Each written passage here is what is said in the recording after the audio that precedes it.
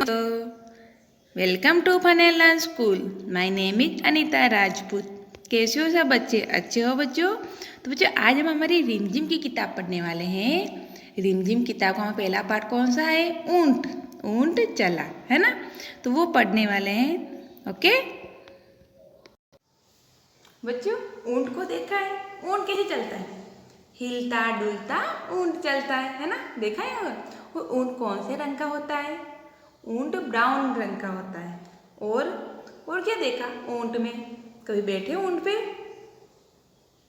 बैठे बोलो, बैठे हो? हाँ, वेरी गुड। तो बच्चों ऊंट कहाँ मिलते हैं ज़्यादा? तो ऊंट रेगिस्तान में मिलते हैं। जहाँ पर बहुत मिट्टी होती है ना, वहाँ पर ऊंट मिलते हैं, मतलब रेगिस्तान में। रेगिस्तान में बच्चों क्या होता है? वहाँ मिट्टी होती है। कौन सी मिट्टी? बालू मिट्टी होती है। तो मिट्टी इतनी वो होती है ना, हम तो उसमें चल ही नहीं सकते। और ऊंट के तो पैर क्या होते हैं? चौड़े और गद्दीदार होते हैं, तो आसानी से ऊंट उसमें चल सकता है। और रेगिस्तान में पानी भी नहीं होता है ना, इसलिए ऊंट है ना 7 दिन तक बिना पानी पिए रह सकता है। क्यों? ऊंट एक दिन में इतना पानी पी लेता है कि वो 7 दिन तक पानी नहीं पिए तो भी चल सकता है। इसलिए रेगिस्तान में ऊंट ज़्यादा पाए जाते हैं। और रेगिस्तान का जहाज किसे बोलते हैं? ऊंट को बोलते हैं। आपको कोई पूछा जाए कि रेगिस्तान का जहाज किसे बोलते हैं, तो किसको बोलते हैं? ऊंट को बोलते हैं, है ना? तो ऊंट के बेटा गर्दन भी ऊंची होती है, पीठ भी ऊंची होती है। और ऊंट की पीठ होती है, उसके क्या होता है? कुबड़ होता है, मतलब उसका भाग थोड़ा कुबड़ निकला हुआ होता है। तो हमारा जो पार्ट है ना, उसमें भी ये दिया गया है। ऊंट कैसे चलता है, ऊंट क्या करता है, ये कहा गया है। ओके, तो आज हम वो पार्ट पढ़ेंगे। ओके, तो चलो हम शुरू करते हैं। पहले कविता को पढ़ेंगे। आपको भी बच्चों मेरे साथ कविता को बोलना है ना? फिर हम उसका अर्थ समझेंगे, फिर उसके प्रश्न उत्तर पढ़ेंगे। ओके, तो चलो हम शुरू करते हैं बच्चों। रेडी? ओके, फिर देखो आगे। ऊंची गर्दन ऊंची पीठ, पीठ उठाए ऊंट चला। फिर आगे कहा गया है, बालू है तो होने दो, बोझ ऊंट को ढोने दो। नहीं फंसेगा बालू में भी ऊंट चला। फिर आगे कहा गया है, जब थक कर बैठेगा ऊंट, किस करवट बैठेगा ऊंट? बता सकेगा कौन भला? ऊंट चला भाई ऊंट चला। ओके, ये हमारी कविता थी। कितनी अच्छी कविता है। ऊंट के बारे में बताया गया है। ऊंट कैसे चलता है? ऊंट थक कर बैठ जाएगा तो क्या होगा, है ना? इस कविता में क्या बताया गया है? इसमें बताया गया है कि हमारा ऊंट चला भी, ऊंट चल रहा है। ऊंट हिलता डुलता चलता है। और ऊंट का कद होता है वो भी काफ़ी लंबा है, ऊंचा है। और ऊंची गर्दन और ऊंट की पीठ भी ऊंची है। फिर क्या बताया गया है? फिर बताया गया है बच्चों कि ऊंट बालू में नहीं फंसेगा, इसमें बोझ ढो सकता है। जब ऊंट थक कर बैठेगा तो किस करवट बैठेगा, कैसे बैठेगा, है ना? तो चलो अब हम कविता को एक एक लाइन को पढ़ते हैं और उसका अर्थ समझते हैं। तो देखो पहली लाइन, ऊंट चला भाई ऊंट चला, हिलता डुलता ऊंट चला। क्या बताया गया है? इस कविता में बताया गया है पंक्तियों में कि हिलता डुलता ऊंट चला जा रहा है। क्या बताया गया है? कि हिलता डुलता ऊंट चला जा रहा है। ऊंट चला भी ऊंट चला, और ऊंट चल रहा है ना? ऊंट चल रहा है भाई, ऊंट चल रहा है भाई, हिलता डुलता ऊंट चल रहा है। फिर बच्चों देखो आगे कहा गया है, इतना ऊंचा ऊंट चला भाई ऊंट चला। कि ऊंट का कद है ना काफी ऊंचा है, वह बहुत ऊंचा है। जैसे उसका कद है ना वो बहुत ऊंचा है और ऊंट चल रहा है। फिर क्या कहा गया? ऊंची गर्दन ऊंची पीठ, पीठ उठाए ऊंट चला। कि वह ऊंट है ना, उसकी गर्दन भी ऊंची है और उसकी पीठ भी ऊंची है। और वो ऊंची गर्दन और ऊंची पीठ लिए चला जा रहा है। समझ में आई बच्चों ये तीनों लाइन का? देखो फिर से बताती हूँ उसका अर्थ में कि ऊंट है ना वो हिलता डुलता ऊंट चल रहा है। ऊंट का कद काफी ऊंचा है। वह ऊंची गर्दन तथा ऊंची पीठ किए जा रहा है ना। फिर देखो आगे, बालू है तो होने दो, बोझ ऊंट को धोने दो। बालू बालू मिट्टी होती है ना, तो बच्चों ये रेगिस्तान में ये बालू मिट्टी होती है ना। तो बालू है तो होने दो, बोझ ऊंट को ढोने दो। तो क्या बताया गया है, बालू बालू में भी ऊंट नहीं फंसेगा। बालू रहते तो होने दो, वो ऊंट बालू में नहीं फंसेगा और बोझ ढो सकता है। बोझ मतलब क्या, वजन, सामान का वजन होता है ना वो, और वह इसमें भी बोझ ढो सकता है, मतलब एक जगह से दूसरी जगह पर ले जा सकता है। तो बालू में ऊंट नहीं फंसेगा, वो इसमें भी बोझ ढो सकता है। फिर देखो, नहीं फंसेगा बालू में भी ऊंट चला, कि ऊंट बालू में नहीं फंसेगा। और क्या, नहीं फंसेगा बालू में, ऊंट चला बालू में, कि वो बालू में नहीं फंसेगा और बालू में भी ऊंट चलेगा। जब थक कर बैठेगा ऊंट, किस करवट बैठेगा ऊंट, कि जब ऊंट को थकान लगेगी तो बैठ जाएगा, पर किस करवट, करवट मतलब इधर की साइड, दाएं या बाएं, किस तरह वो बैठेगा, कोई नहीं बता सकता, है ना। फिर बता सकेगा कौन भला, मतलब कोई नहीं बता सकेगा। ऊंट चला भाई, ऊंट चला। फिर कवि कहता है, ऊंट चलता जा रहा है, चलता ही जा रहा है। देखो आई समझ में, फिर से इन लाइन का बताती हूँ कि बालू में ऊंट नहीं फंसेगा, वह इसमें भी बोझ ढो सकता है। जब ऊंट थक कर बैठेगा तो वह किस करवट बैठेगा, कोई नहीं बता सकता, है ना। फिर से कवि पुनः कहता है कि ऊंट चलता ही जा रहा है, चलता ही जा रहा है। कितनी अच्छी कविता है हमारी, है ना। आपको समझ में आई बच्चों? तो ये हमारी कविता थी।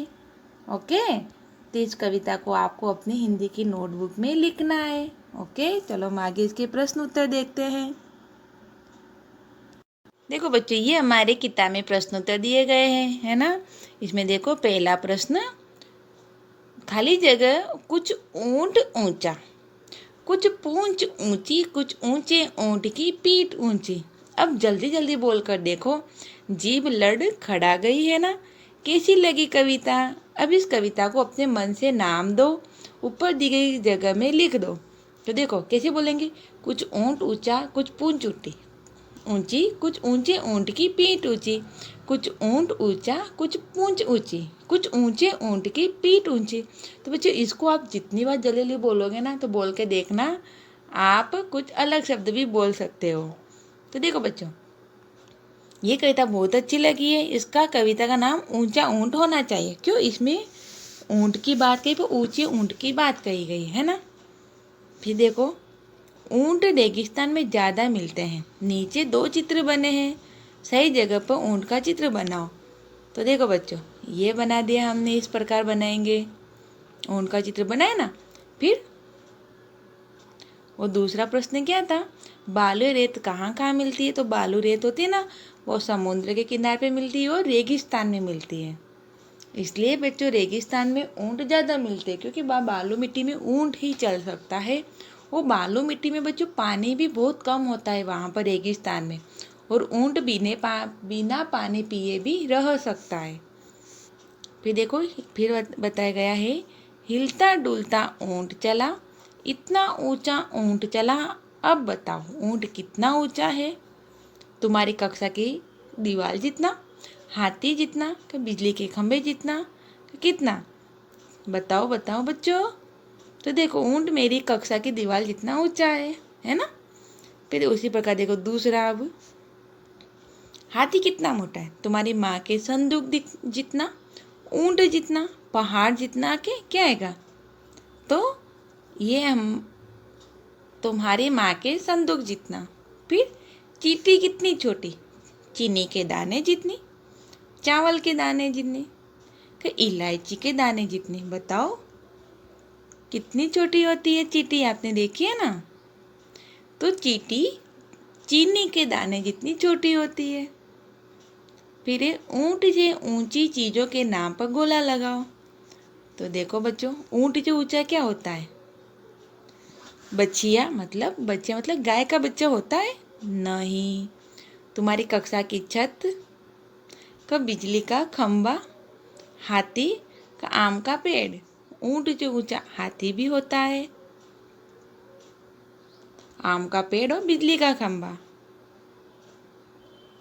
है ना। फिर दूसरा है ऊंट के नीचे से क्या क्या निकल सकता है? ऊंट इतना ऊंचा होता है, इसके नीचे क्या क्या निकल जाएगा? तो बच्चा भी निकल सकता है, गाय का बच्चा भी, भेड़, बकरी, कुत्ता, सभी छोटी चीज़ें के नीचे से निकल सकती है। किन किन चीज़ों की मदद से ऊंट पर चढ़ोगे? अब आपको ऊंट को चढ़ने के लिए बोला था, आप किससे चढ़ोगे?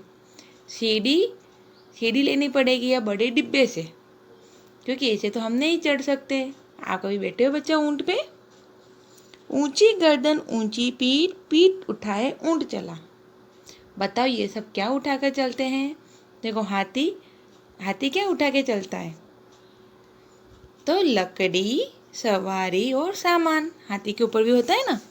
फिर टीचर जी, जब मैम टीचर आपके इस क्लास में तो क्या क्या उनके हाथ में होता है? बेंत, किताब और कॉपियाँ। और पिताजी जब ऑफिस जाते हैं तो बैग, आपको भी उठाते होंगे, सामान भी उठाते हैं। और शेर, शिकार, सावक क्या, शेर के बच्चे को क्या बोलते हैं? सावक बोलते हैं। और शिकार मतलब वो जिसको मारता है, वो मुंह में भर के ले जाता है। और दादाजी छड़ी पोते पोती को, सामान को। और चल नहीं सकते इसलिए छड़ी हाथ में रखते हैं, अपने छोटे पोते पोती को भी रखते हैं। और फिर देखो ऐसे ही शब्द सोच कर लिखो। देखो ऊंट है, जैसे जून सूट, ऐसे ही है। बालू में भी आलू, चालू, फंस, धस, हंस, चला में भला, गला, जब, कब, तब, आग मतलब साग, राग, दाम का देखो राम, आम, नग का जग और लग। ओके। फिर बच्चों बताया गया है कविता में ब से शुरू होने वाले शब्द कौन कौन से हैं? तो ब से बालू, ब से बोझ, ब से बैठेगा, ब से बता, ब से शुरू हो रहे हैं। तुम्हारा नाम किस अक्षर से शुरू होता है?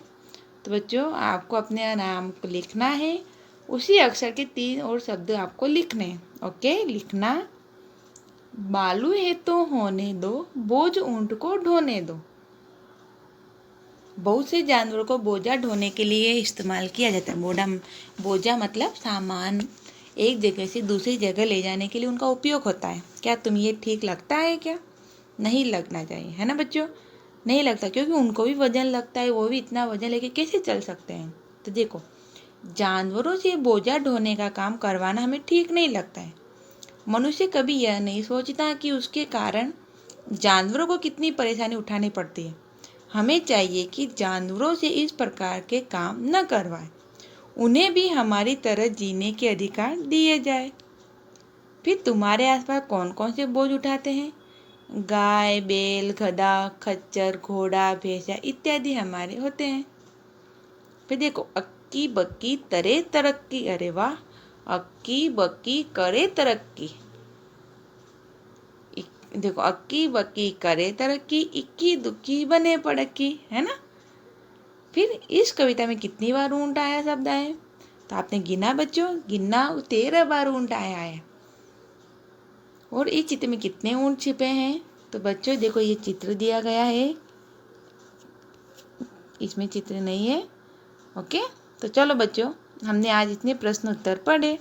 तो इसमें जितनी भी खाली जगह थी वो आप इसमें वीडियो में देख कर लिख देना। ओके, और कविता को पढ़ना है 2 नहीं 3 टाइम पढ़ना है, और 1 टाइम अपनी नोटबुक में लिखना है। Okay, bye bye.